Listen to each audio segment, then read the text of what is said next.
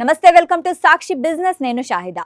రుణాల కోసం బ్యాంక్ ఏజెంట్ను కలిసినప్పుడు పాన్, బ్యాంక్ స్టేట్మెంట్ వంటి వివరాలు పంపించాలని అడుగుతూ ఉంటారు.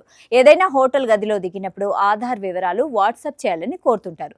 స్థలం కోసం ఎవరైనా ప్రాపర్టీ బ్రోకర్ను కలిసినా కావాల్సిన వివరాలను వ్యక్తిగత నెంబర్కు వాట్సాప్ చేయాలని చెప్తుంటారు. వారు వివరాలు అడగగానే సులువుగా ఉంది కదా అని మీ వ్యక్తిగత వివరాలను వాట్సాప్ చేయడం అంటే కోరి రిస్క్ను కొని తెచ్చుకున్నట్లే. దీనివల్ల వ్యక్తిగత డేటా బహిర్గతం అయ్యే అవకాశం ఉందని సైబర్ నిపుణులు హెచ్చరిస్తున్నారు. ఒకసారి వ్యక్తిగత ధృవీకరణ పత్రాలను వాట్సాప్ ద్వారా ఇతరులకు పంపించినప్పుడు అవతలి వ్యక్తి వాటిని తమ ఫోన్లో లేదా ల్యాప్టాప్లో డౌన్లోడ్ చేసుకుంటారు. ఆ పత్రాలు ఆటోమేటిక్గా వారి క్లౌడ్ బ్యాకప్లో సేవ్ అవుతాయి. వాస్తవానికి మోసం చేయాలన్న ఉద్దేశం ఆ వ్యక్తికి లేకపోయినా ఎప్పుడైనా ఆ డివైస్ లేదా వారి ఖాతా సైబర్ దాడికి గురైనప్పుడు మీ డేటా దుర్వినియోగం అయ్యే ప్రమాదం ఉంది. రేపొద్దున ఫలానా కంపెనీకి ఆయా వివరాలు పంపించినప్పుడు దుర్వినియోగం అయిందని చెప్పడానికి ఉండదు.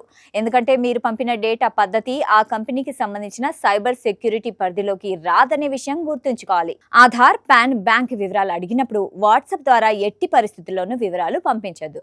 కంపెనీ లేదా బ్యాంకు చెందిన అధికారిక లింకును లేదా డాక్యుమెంట్ అప్లోడ్ చేసే సెక్యూర్ పోర్టల్ లింకును పంపాలని అడగండి.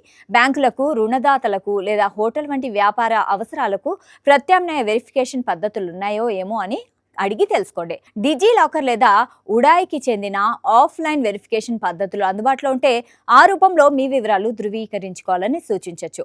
ఒకవేళ తప్పనిసరి పరిస్థితుల్లో వ్యక్తిగత ఫోన్ నంబర్కే పత్రాలను పంపాల్సి వస్తే ఆ ఫోన్ను పాస్వర్డ్ ప్రొటెక్ట్తో షేర్ చేయడం మంచిది. ఆ పాస్వర్డ్ను విడిగా తెలియజేయండి. వీలైనంత వరకు ఆధార్లోని చివరి 4 అంకెలు మాత్రమే కనిపించే మార్క్డ్ ఆధార్ కాపీలను ఉపయోగించండి.